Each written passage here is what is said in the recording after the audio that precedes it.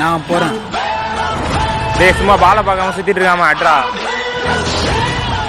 முடிஞ்ச வரைக்கும் நான் பாலை பார்த்து அடிப்பேன். முடியாத பட்சத்துல கண்ணை மூடின்னு சுத்துவேன்.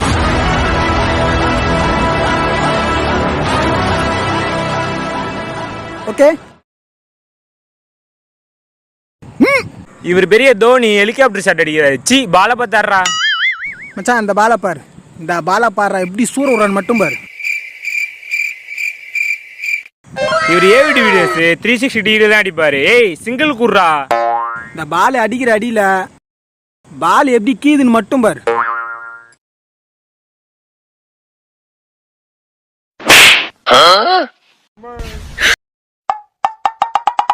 மச்சான் பாலு கிஞ்ச சவுண்ட் கேட்டுச்சு.